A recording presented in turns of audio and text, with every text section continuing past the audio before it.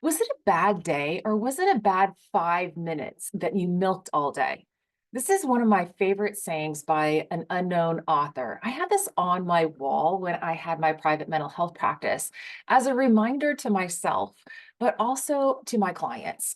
I just love it because it is so true. How often do we allow one incident, one thought, one event, one interaction to ruin our entire day? Your kid spills a glass of milk at breakfast. You spill your coffee and your day is ruined. You're going to work or your kids' activity and you have to wait on a train. And now you are running late all day. Someone cuts you off while driving to work or taking the kids to school and you get upset and you can't let it go. Your spouse, boss, or coworker makes a remark that you didn't like, and that is all you think about. Have you ever allowed one little thing to ruin the rest of your day? I have many times. I've allowed myself to get a thought stuck on repeat, allowing it to permeate every cell of my body, allowing it to fester and boil and affect how I think, feel, and interact with others way longer than it needed to. I often think about this when the alarm goes off in the morning and I decide that I'm tired and I hit snooze and maybe hit snooze again or just turn off the alarm. I can take this emotion of being tired and make it last longer than 5 minutes by just staying in bed. But I can also make being tired last even longer. I can skip my workout or just do something light like walking instead of jogging or riding my bike or stretching instead of lifting weights because I'm tired. And I can milk being tired all day. I can use tired as the basis to make all my decisions for the rest of the day. I'm tired. So I need some extra caffeine or a little sugar to wake me up or give me energy. I'm tired. So I can't concentrate very well. I can't get as much done. I'm tired. I don't feel like cooking. So I'll just get some takeout or go out for dinner. I'm tired. So I'll just lay on the couch and watch TV instead of mowing the lawn or tending the garden. I'm tired. So I can't go on a bike ride with the kids or play in the yard with them. Do you see what I mean? Do you see how it can be very easy to take this feeling of being tired and make it last all day? I've done this before. I've stayed mad all day, sometimes for a few days, because I felt hurt by what a person said to me. And I've used this as an excuse of being tired to not do things. What about you? Can you recall the last time that you had a bad day because of a bad few minutes that you allowed to last all day or even longer? When you take a bad 5 minutes and turn it into a bad day or 2 or 3 days by milking it all day, you are doing three things. One, you're living in the past. You are focused on something from the past and reliving it. You are keeping that bad feeling or that bad incident alive by ruminating on it and continuing to think about it all day. And two, you're allowing your feelings to run your life. You are taking an emotion that typically lasts less than 90 seconds on its own and turning it into a feeling that you put on repeat and won't let go of.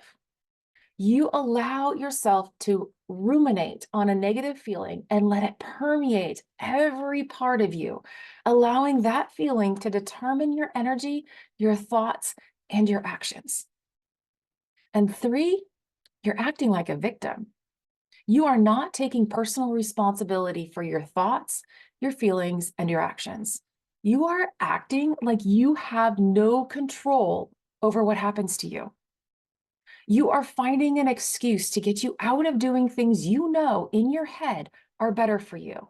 Because in your head, you know, at least I do, that exercise does improve my mood. It improves my outlook. And eating healthy foods does improve how my body feels and how my body functions. You're not just doing them. You are choosing to be a victim instead of being in control of your life. If you don't want to live in the past and you don't want your feelings to run your life, or you don't want to act like a victim, you can change it. You can take 5 minutes or less to move on from this bad feeling by shifting your focus in 3 ways. First, focus on the present. What is happening right now? The present is really a gift, a present to you. Acknowledge your emotion. You can name the emotion that you're feeling.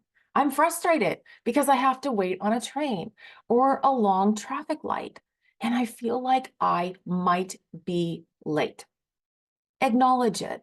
And just by doing this, you're taking away its power. Your feeling will not be in control. Second, focused on the future. Once you've focused on the present, then ask yourself in 5 minutes, how do I want to feel? Do I really, really, really, really, really want to feel the same way in 5 minutes? Well, how do you want to feel when you get to where you're going? How do you want to feel when you get to work or when you pick up the kids or when you get home? What do you want to happen? What are your kids, your spouse, your coworkers, boss expecting from you? And how do I want to interact with them? Who do I want to be? Who do I want to show up as? Do I want to be pissed off Peggy, or do I want to show up as patient Peggy? You have that choice, but focus on what you want to happen in the future. And third, focus on what you can control. What is it that you can control right now? What can I do right now for myself? Because we really only can control our thoughts, our feelings, and our responses. So if I want to feel more energized, what can I do to feel more energetic? For me, it's exercise and eating healthy foods. I can choose these things. I can choose to get up off of my chair that I'm working at and just like go outside and walk around the house or just go up and down the stairs a couple times. I can get my blood pumping and my heart working. I can control that. And guess what? I'm going to feel like I have more energy once I do. I can choose to eat healthy foods. I can choose to eat some fruit or some nuts or some protein that can kind of help me get some energy. Because I know if I eat the sugar, I'm going to get a little bit of energy, but I also am going to crash and I'm going to feel more tired, more cranky, brain fog, all of that stuff. So I can control how I'm going to show up later by what I'm doing right now. And also, if I want to feel a sense of control over my responses, I can make sure that my body is more relaxed and that my breathing is in control. I can choose to do some box breathing, which is inhale for 4 seconds, hold it for 4 seconds, exhale for 4 seconds, and repeat. And so I can get in control of my breathing to calm my body down. Or I can do some release meditations just to relieve some tension and calm my body so I can make those good choices and I can think and feel more positive and have the interactions with others that I really want to have. So, was it a bad day or was it a bad 5 minutes that you milked all day? My guess is that it was really just a few bad moments. And you can shift your perspective from a bad day to a bad few moments by focusing on the present and the future and what you can control. How can this perspective shift transform you, your day, and your interactions with others? So go out and choose to have a great day.